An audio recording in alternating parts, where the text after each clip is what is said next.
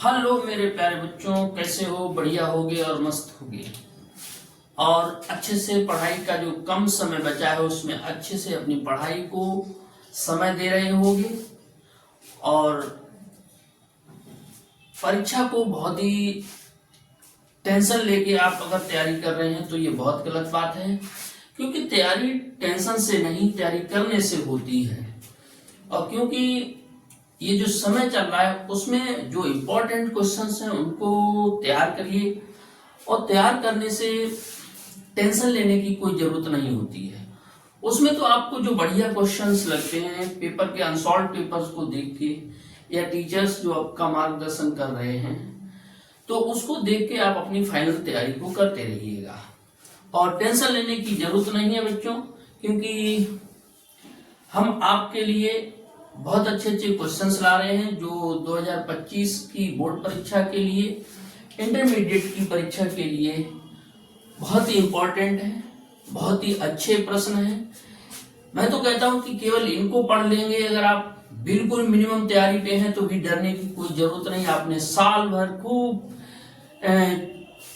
प्यार मोहब्बत की बातों में करके टाइम को गुजार दिया, कोई बात नहीं, मस्त रहिए, व्यस्त रहिए, खूब गर्मा गर्म बातें करिए, लेकिन मेरे साथ फिजिक्स के लिए जुड़े रहिएगा, क्योंकि हम आपके लिए हर दिन लेके आ रहे हैं कुछ बहुत ही इंपॉर्टेंट, बहुत ही सिलेक्टिव, बढ़िया बढ़िया प्रश्न, जिनके लिए आपको करने से आपके मैं गारंटी करता हूं कि 70 मार्क्स में जितने ज्यादा प्रश्न हो सकते हैं, यानी मैं तो ये कहूंगा कि अगर आप हमारे सारे क्वेश्चंस को अटेम्प्ट करते हैं तो 70 आउट ऑफ 70 मिलेंगे, ये मेरी गारंटी है। और बेटा आज के क्रम में हम आपके लिए लेके आए हैं संधारित्र का पाठ, क्योंकि संधारित्र के पाठ से इस बोर्ड परीक्षा में कभी भी ऐसा नहीं हुआ जो 5 नंबर का प्रश्न छूट जाता हो। इसमें हम आपके लिए आज जो प्रश्न लेके आए वो बहुत ही अति महत्वपूर्ण है। आज हम ये चैप्टर जो आपका है वो हम 2 खंडों में कराएंगे। आज हम आपके लिए जो पहले खंड में लेके आए हैं वो 3 प्रश्न हैं जो संधारित्र से रिलेटेड हैं, और संधारित्र का जो प्रश्न होगा वो आपके लिए हम प्रश्न दे रहे हैं। तो बेटा सबसे पहले तो आपको ये समझना है कि संधारित्र आखिर होता क्या है। संधारित्र, तो मेरे प्यारे बच्चों आपको पहले तो ये समझना है कि संधारित्र क्या है। संधारित्र एक ऐसी व्यवस्था का नाम है जिसमें चालक का आकार ना बढ़े, आकार में कोई वृद्धि ना हो। आपने इसके दूसरे रूप में संधारित्र को आपने सबके घर में भी उपलब्ध है, जो पंखे में हम लोग कंडेंसर यूज करते हैं। इसका संधारित्र का जो दूसरा नाम है वो हम कंडेंसर भी कह सकते हैं, और इंग्लिश के हिसाब से कैपेसिटर कहते हैं। तो जो कंडेंसर है उसमें क्या है कि एक ऐसी व्यवस्था को बनाया गया जिसमें आकार में कोई वृद्धि भले ही ना हो, लेकिन उसके धारण करने की, आवेश को धारण करने की क्षमता बढ़ जाए। तो आवेश धारण करने की जो क्षमता है, क्षमता का गुण है, वो व्यवस्था ही कहलाती है संधारित्र। तो बेटा इसको ऐसे भी समझ सकते हैं कि संधारित्र एक ऐसा समायोजन है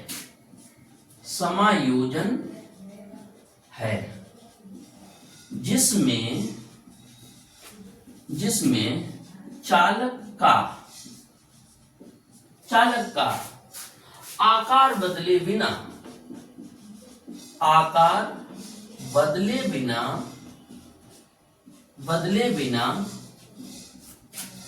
धारिता बढ़ाई जा सकती है। धारिता बढ़ाई जा सकती है। धारिता बढ़ाई जा सकती है, संधारित्र कहलाता है। संधारित्र कहलाता है। संधारित्र कहलाता है। तो ये तो बेटा बच्चों हुआ कि संधारित्र क्या होता है। संधारित्र एक ऐसी व्यवस्था है जिसमें चालक का आकार ना बदले और लेकिन उसकी धारिता का मान बढ़ जाए। अब बेटा इसी क्रम में आपकी जो सिलेबस के हिसाब से संधारित्र के प्रकार हैं। संधारित्र संधारित्र के प्रकार। अब संधारित्र का जो प्रकार में बेटा डेरिवेशन है आपका, आपके लिए 2025 2 में से 1 3 या 5 अंक, 3 या 5 अंक के जरूर आएगा। नंबर 1 समांतर प्लेट संधारित्र, समांतर प्लेट संधारित्र। और नंबर 2 है समांतर प्लेट संधारित्र की धारिता। और दूसरा प्रश्न है समांतर प्लेट संधारित्र की धारिता जब प्लेटों के बीच आंशिक मोटाई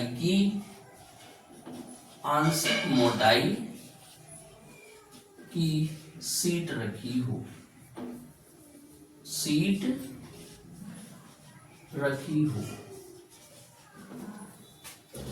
तो बच्चों हम आपके लिए जो प्रश्न लेके आए हैं, आइए चलते हैं पहली हेडिंग की ओर। पहले डेरिवेशन 2 में से आपने अगर एक भी छोड़ दिया तो मैं गारंटी करता हूं कि आप अपने प्रश्नों को ज्यादा तवज्जो नहीं दे रहे हैं, क्योंकि अगर आपको इतना लगता है तो आप 100% इस प्रश्न को कभी भी छोड़ेंगे नहीं, ये और इसके अगले प्रश्न को।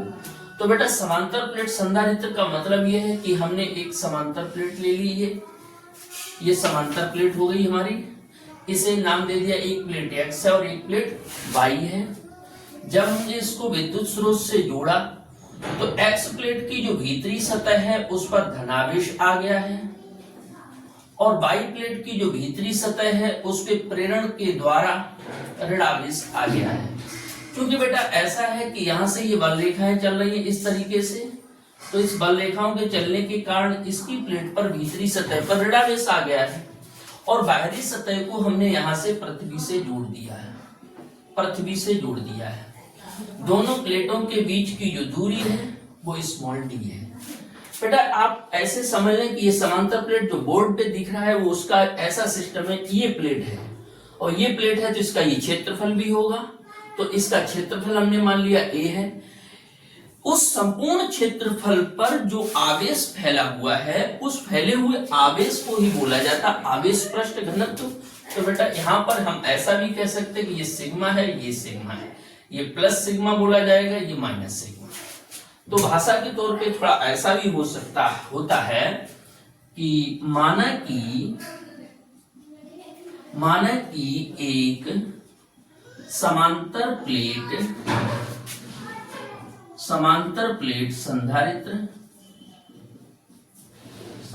प्लेट संधारित्र की दो प्लेटें x व y हैं, जिनके बीच की दूरी x है, सॉरी प्लेटों के बीच की दूरी स्मॉल d है। दोनों प्लेटों का क्षेत्रफल कैपिटल A है। दोनों प्लेटों का जो क्षेत्रफल है वो कैपिटल A है, ये। और आवेश पृष्ठ घनत्व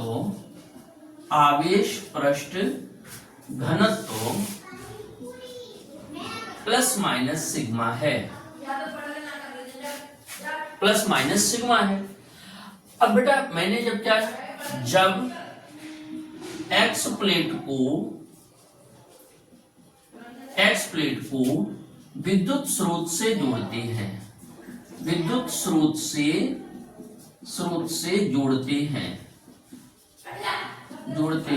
तब x प्लेट की भीतरी सतह पर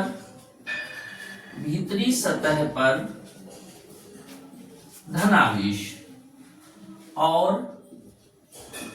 बाईप्लेट की भीतरी सतह पर ऋणावेश आ जाता है। और बेटा जो धनावेश है वो क्या होगा, बाहरी प्लेट का जो धनावेश पृथ्वी में चला जाता है और वाई प्लेट का धनावेश पृथ्वी में चला जाता है,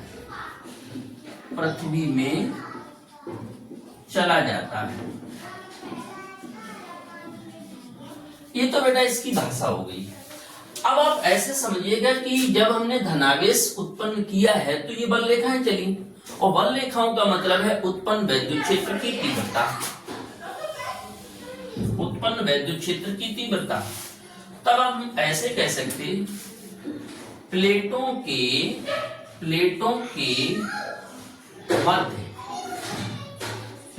के मध्य उत्पन्न वैद्युत क्षेत्र E बराबर सिग्मा अपॉन के एप्सिलॉन 0। बेटा इसके बीच का कोई माध्यम है, माध्यम का परावैद्युतांक K है, और सिग्मा इज इक्वल टू होता है Q अपॉन K। तो यहाँ पे जब वैल्यू लिखेंगे तो E बराबर Q upon K A epsilon 0। इसे मैंने समीकरण नंबर 1 कह दिया। बेटा जब हमें तीव्रता पता चल गई और मुझे पता करना है धारिता, और धारिता के लिए चाहिए वोल्टेज। चूंकि प्लेटों के बीच वैद्युत क्षेत्र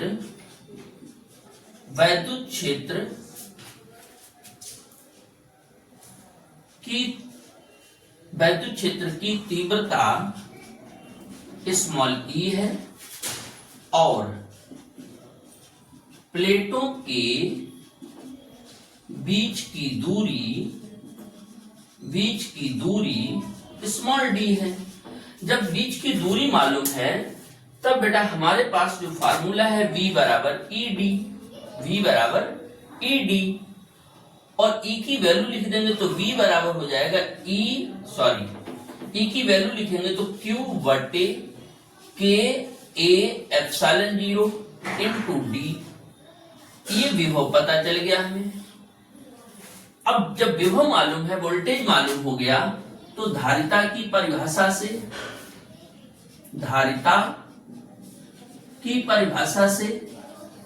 बेटा धारिता की जो परिभाषा है उसका फार्मूला आपने पढ़ा है, C बराबर Q बटे V, और C बराबर Q और V की वैल्यू मेरे पास उपलब्ध है। V की वैल्यू हो गई Q इंटू D, और जो बटे वाला पद है ये K A एप्सिलॉन 0, ये K A एप्सिलॉन 0 जाएगा ऊपर, तो हो जाएगा Q into K A epsilon 0 upon Q into D। Q से Q खत्म हो जाएगा, C बराबर K A epsilon 0 upon D। ये बेटा धारिता का सूत्र हो गया हमारा, धारिता का व्यंजक हो गया। यदि हम ऐसा बेटा कर लें, यहां तो हमने ये माना कि कोई पदार्थ, कोई माध्यम भरा हुआ है प्लेटों के बीच में, लेकिन अगर हम कह दें कि कुछ भी नहीं है, यानी यदि माध्यम वायु है तो वायु के लिए K का मान 1 होता है, और C जब धारिता है उसे C0 लिखते हैं, C0 या C को, तो CO बराबर A एप्सिलॉन 0 बटे D। ये बेटा धारिता का दोनों के लिए, ये वायु संधारित्र की धारिता हो गई, वायु संधारित्र की धारिता। तो बेटा ये आपका जो प्रश्न है वो बहुत ही अच्छा सुंदर प्रश्न है। आइए चलते हैं दूसरे प्रश्न की ओर।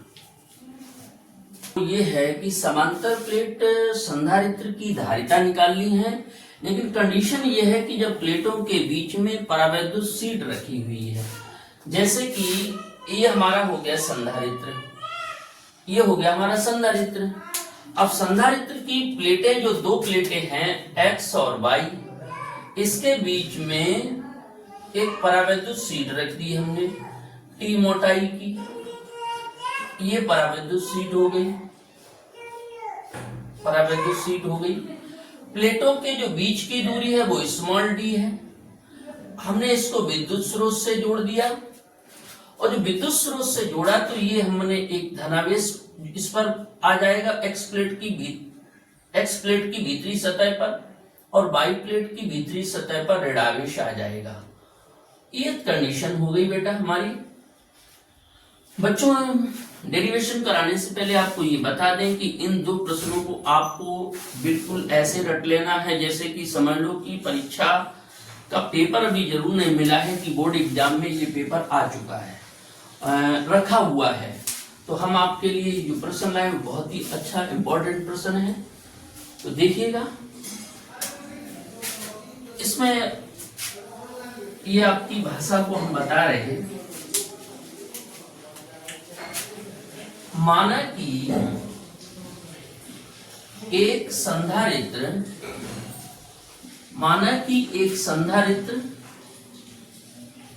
जिसकी प्लेटें एक्स व वाई हैं, जिनके बीच की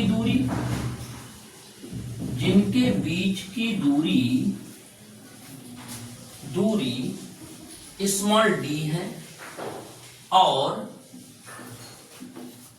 दोनों प्लेटों का क्षेत्रफल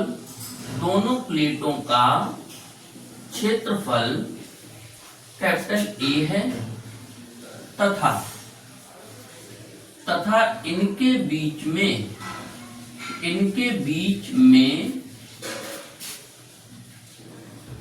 टी मोटाई की एक परावैद्युत शीट रखी है। परावैद्युत शीट रखी हुई है ये, जिसका परावैद्युतांक हमने मान लिया कि जिसका परावैद्युतांक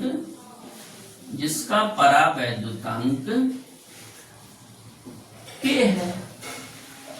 बेटा परावैद्युतांक जब हमें पता चलेगा, अब देखो कंडीशन ये हुई कि जो ये वाला हिस्सा है ये तो हो गया वायु का, और ये हिस्सा हो गया जो टी मोटाई का, उसमें तो शीट रखी हुई है। तो जो वायु का भाग है, वायु वाली कंडीशन है जिसमें वायु भरी हुई है, वो बेटा हो जाएगी d माइनस टी, यानी टोटल भाग में से ये दूरी को घटा दें। तो बेटा हम ऐसे पहले तो ऐसे कहते हैं,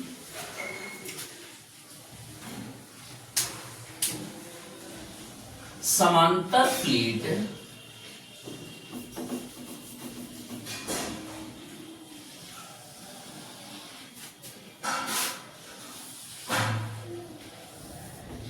ये जो परावैद्युतांक है वो परावैद्युतांक हो गया है K। अब हम बेटा आपको ये बता रहे हैं कि इसकी हमें टोटल धारिता निकालनी है। तो बेटा पहले तो ये पता कर लो कि वायु वाले भाग के लिए वायु वाले भाग की तीव्रता, वायु जो भाग है उसके भाग की तीव्रता E0 बराबर, E0 वायु के लिए कह दिया Q बटे A एप्सिलॉन 0, क्योंकि वायु के लिए K बराबर 1 हो जाएगा, और प्लेट यानी कि सीट पर वैद्युत क्षेत्र E बराबर Q बटे K A एप्सिलॉन 0। इसमें बेटा क्या आ जाएगा, माध्यम आ जाएगा। तो ये हो गई हमारी वायु संधारित्र की धारिता। सॉरी तीव्रता, और ये वाली होगी तीव्रता शीट पर। अब चूंकि दो खंड हैं, दोनों के लिए हमें तीव्रता की वैल्यू मालूम हो गई। टोटल तीव्रता का मान कितना होगा? तो टोटल तीव्रता की वैल्यू हो जाएगी, जब हम टोटल की वैल्यू बात करेंगे तो ये पता करना है कि जो तीव्रता हमारे पास आ गई है वो टोटल वोल्टेज कितना होगा। क्या कह देंगे? कुल विभवांतर, कुल विभवांतर। और टोटल विभवांतर बेटा ये हुआ, और टोटल वोल्टेज दो जगह बट गया, तो V बराबर वायु वाले भाग का प्लस सीट वाले भाग का, V बराबर, और वायु वाले भाग के लिए जो बात हुई है वो हो जाएगी E0 इंटू में D माइनस टी प्लस, और ये हो जाएगा E इंटू टी, यानी कि B बराबर ED होता है। तो ये वायु का भाग, वायु की तीव्रता हो गई वायु वाले भाग की, और ये इसकी दूरी, ये सीट की मोटाई के लिए है और ये सीट की। तो V बराबर, इसकी वैल्यू लिख दो जरा, Q बटे A epsilon 0 bracket D minus T plus, और इसकी वैल्यू आ जाएगी Q बटे K A epsilon 0 into T. Common क्या मिल जाएगा? कॉमन मिल जाएगा ये वाला पद Q बटे A epsilon 0 bracket D minus T plus, और ये T बटे K रह जाएगा, T बटे K। कभी कभी बेटा इतना भी पूछ दिया जाता है कि सिद्ध कीजिए कि आंशिक मोटाई की सीट रखी है तो विभवांतर की वैल्यू क्या होगी, ये वाला भी पूछा जाता है। लेकिन हमारा उद्देश्य क्या है? धारिता निकालना। तो क्या कह देंगे? धारिता की परिभाषा से, धारिता की परिभाषा से, धारिता की परिभाषा से। तो बेटा धारिता की परिभाषा क्या हुई? C बराबर Q बटे V। ये धारिता की परिभाषा है कि आवेश को धारण करने की क्षमता जो कहलाती है वो धारिता है। तो हमारे पास वोल्टेज की वैल्यू मालूम है, विभवांतर कितना है, ये जो विभवांतर पता चल गया, विभवांतर, और जो ये वैल्यू यहां रख दीजिएगा। तो C बराबर Q बटे A epsilon 0 bracket D minus T और प्लस T अपॉन K। और बेटा ये कट जाएगा, और ये जो कट जाएगा तो जो Q ये वाला पद है वो चला जाएगा ऊपर। तो C बराबर A एप्सिलॉन 0 बटे D minus T plus T upon K। अगर बेटा आप भी समझ लो कि ये डेरिवेशन से हम पहला वाला डेरिवेशन बना सकते हैं, क्योंकि अगर हम ये कह दें कि T इज इक्वल टू 0 हो जाए, मतलब ये सीट नहीं है, तो पहले वाली कंडीशन बन जाएगी कि T हटा दो, तो C बराबर T, ये वाली वैल्यू पूरी खत्म हो गई, तो A एप्सिलॉन 0 ये कंडीशन बन जाएगी। ये वायु के लिए बात हो जाएगी, वायु संधारित्र बन जाएगा, वायु संधारित्र। ये आपका दूसरा प्रश्न हुआ है। सुपर क्वेश्चन, परीक्षा की दृष्टि से लगभग हर साल आने वाले प्रश्नों में से एक। यदि आपने इसको नहीं पढ़ा, समझ लीजिए आप पढ़ते नहीं हैं, मटर गश्ती करते हैं, आप किसी न किसी बाला सुंदरी के पीछे, किसी न किसी ऐसी समझ लीजिएगा कि प्रेमिका के पीछे दौड़ रहे हैं, और पढ़ाई का जब आपको ये प्रश्न नहीं आते, समझ लो आपका काम खत्म।